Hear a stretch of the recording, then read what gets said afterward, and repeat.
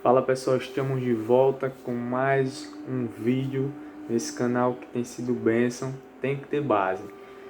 Meu irmão, quero trazer algo da parte de Deus, tenho certeza que muitas pessoas se perguntam e para si mesmo, até para outras pessoas, e diz: qual é o meu propósito? Você já se perguntou isso? Qual é o meu propósito? E muita gente quer saber qual é o seu propósito. E hoje nós vamos falar disso. Nós vamos falar um pouco de propósito, nós vamos falar de dom, ministério, vocação, chamado, como você queira identificar, mas você vai ter um entendimento legal. Que Deus possa abrir a nossa mente, que Deus possa nos conduzir a esse entendimento em nome de Jesus. Pessoal, vou estar olhando aqui na tela que eu fiz um estudo pequeno aqui sobre propósito. Se a gente for puxar no dicionário, no basicão, a palavra propósito significa aquilo que se busca alcançar, objetivo, finalidade, intuito. Ou seja, o dicionário vai trazer algo básico que propósito é aquilo que você quer alcançar, é aquilo que você tem como objetivo, é aquilo que você tem como finalidade. Trazendo para a nossa vida, para o nosso cotidiano cristão, a gente, até você mesmo que não é cristão, você vai ter um entendimento daquilo que Deus quer falar contigo. Quando você abre a carta de 1 Pedro 2,9, perdão, vai dizer assim: vocês, porém, são geração eleita. Vocês quem? Pedro está trazendo uma palavra à igreja. Vocês, igreja, vocês são geração eleita, sacerdócio real, nação santa. Ali ele está falando, né, num geral, para quem ele escreveu a carta. Povo exclusivo de Deus, para anunciar as grandezas daquele que os chamou das trevas para sua maravilhosa luz.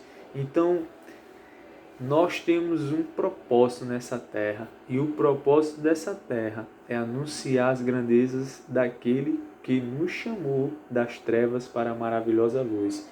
Identifique algo muito importante. Você tem um propósito. Não importa onde você foi colocado, você tem um propósito. E esse propósito é alcançar vidas. Esse propósito é fazer com que pessoas, com que vidas se voltem para Jesus. Se no seu trabalho, se na sua faculdade, se no seu colégio, se na sua rua, se onde você foi morar, isso não está acontecendo, pode ter certeza, você está indo para longe do seu propósito. E isso é muito ruim, porque Deus ele quer nos levar naquilo que Ele direcionou para as nossas vidas. Quando nós somos chamados, quando Deus nos traz, Ele coloca algo maravilhoso na nossa vida. Tem pessoas que vão ter e receber de Deus dons, e dons ele vai ser diverso. Uma pessoa vai receber um determinado dom, outra e assim vai. Mas vamos lá, deixa eu só conduzir aqui, baixar um pouquinho aqui para a gente conseguir chegar legal aqui. Só dar uma baixa aqui. Em Salmo 138:8 vai dizer assim: o Senhor cumprirá o seu propósito para comigo. Teu amor, Senhor, permanece para sempre. Não abandones as obras das tuas mãos. O salmista está dizendo: o Senhor cumprirá o seu propósito. Deus cumprirá o seu propósito para comigo. Deus ele cumprirá o propósito dele para cada um de nós. Então, irmãos, vamos lá, vamos por parte. Eu indico a vocês uma pregação top, uma mensagem top de um cara chamado Bruno Morada, muitos conhecem, onde ele vai esboçar dizendo assim: não deixe o propósito pela necessidade, algo do tipo, né? Você vai botar lá Bruno Morada propósito, você vai chegar. Não deixe o propósito pela necessidade. Então, o que acontece muitas vezes? Deus, ele tem um propósito para as nossas vidas, mas o que é que acontece? Às vezes a gente está ali desempregado, a gente está no emprego legal, a gente está querendo fazer uma faculdade, mas a gente vai pela necessidade. Surge uma oportunidade, surge algo, e a gente diz: não, isso aí não vai ser bênção para minha vida, tal. E lá na frente você vê que não é nada daquilo que você pensou, as coisas não fluem, as coisas não dão certo, parece que tudo entrou na contramão. Por quê? Porque você saiu do seu propósito, você saiu do propósito que Deus tinha para você. Por conta de quê? Por conta de uma necessidade, por conta de você não ouvir a voz de Deus, por conta de você não querer entender aquilo que Deus tinha para você. Lembre de Saul, né? Saul, ele poderia ter ido numa linha, mas por conta de algo que ele não entendeu, por conta de algo que ele achou que deveria ser do jeito que tinha que ser, como ele tinha que determinar, ele se perde. E ele perde todo o seu reinado. Agora lembre de Paulo. Paulo não tinha tido um encontro com Jesus, Paulo não tinha se encontrado com Cristo e estava indo para uma cidade para acabar com a vida dos irmãos. E o que foi que aconteceu? Ele teve um encontro com Jesus. E todo o propósito de Paulo ali, aquilo que ele ia fazer, aquilo que ele achava que tinha que fazer, mudou por completo. Aquele que foi para matar os cristãos, a partir daquele momento se tornou um cristão, se tornou um seguidor de Cristo. Então, irmãos, é muito importante você entender que você tem um propósito. E que nem fala em Pedro, o propósito é para anunciar as grandezas daquele que nos chamou das trevas para a maravilhosa luz. Então você tem que entender que onde você for, você está ali por um propósito. E qual é esse propósito, Anderson? Esse propósito é ganhar vidas. Se você trabalha nessa empresa há 1 ano, 2 anos, 3 anos, 4 anos, 5 anos, e você não ganhou ninguém para Jesus, você está fora do seu propósito. Se Deus tirou da onde você morava para você morar em outro lugar e você não alcançou ninguém, você está fora do seu propósito. Se você foi fazer uma determinada faculdade, 1 ano, 2 anos, primeiro período, segundo período, terceiro período, quarto período, quinto período, e você não alcançou ninguém, você está fora do seu propósito. Nós não fazemos faculdade, irmão, simplesmente para nos formarmos. Nós não estamos no trabalho simplesmente para receber um salário mensal. Nós não nos mudamos simplesmente para ir para uma casa melhor. Tudo tem um propósito. E esse propósito é alcançar vidas. É alcançar vidas. Você vai ver uma diferença de chamados quando em Efésios 4:11 vai dizer assim que Deus escolheu uns para apóstolos, outros para profetas, outros para mestres, outros para evangelistas e outros para pastores. E aí você vai ter um entendimento que o propósito ele vai começar a se encaixar no seu ministério. E aí, irmão, isso é muito lindo. Porque quando o propósito começa a se encaixar no seu ministério, Deus ele começa a trazer as vidas para você.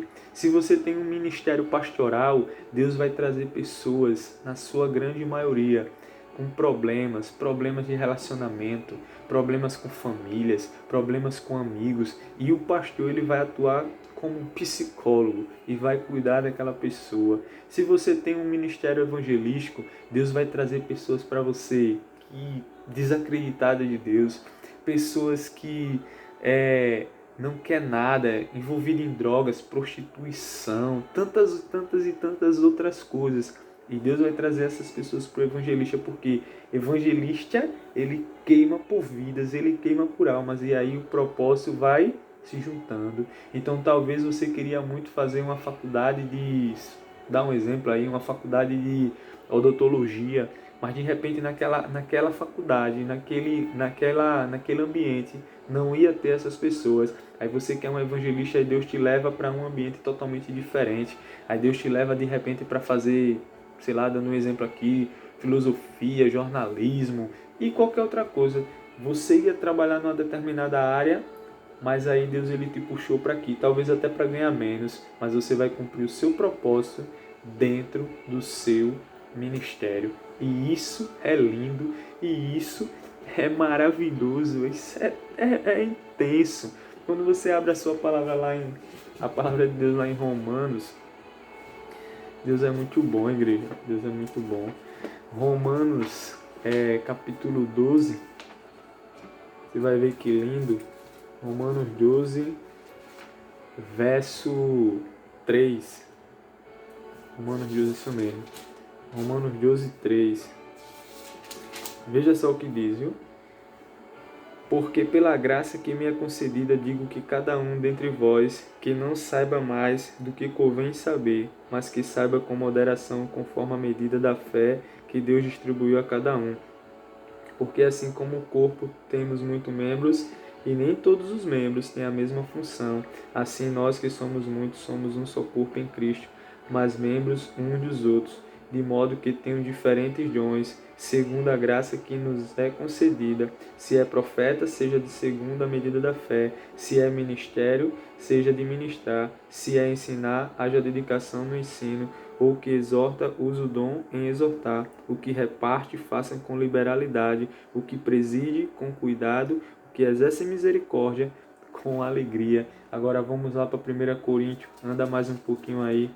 1 Coríntios 12 também. 1 Coríntios 12, verso 28. Diz assim: a um pôs Deus na igreja primeiramente, apóstolos, em segundo lugar profetas, em terceiro doutores, depois milagres, depois dons de cura, socorros, governo, variedade de línguas. Então, irmãos, você vai ver que são a diversidade de dons, de ministérios, mas Deus, ele dá o dom a você.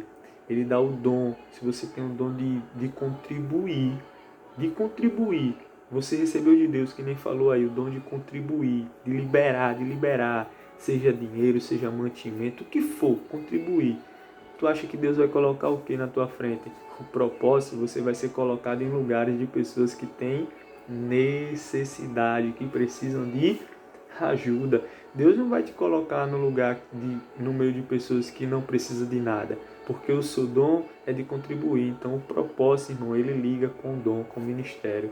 Entenda isso, entenda o seu ministério, entenda o seu dom e veja que você está ali por um propósito. Se você tomou uma outra direção, ore a Deus e volte para o caminho do seu propósito.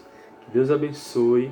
Tamo junto. Não se esquece, se inscreve no canal. Estamos aí com quase 100 inscritos, mas queremos chegar a 1000 para poder não demorar mais, fazendo live ao vivo e, enfim, ser um negócio mais dinâmico. E aí você fazendo pergunta e a gente se envolvendo.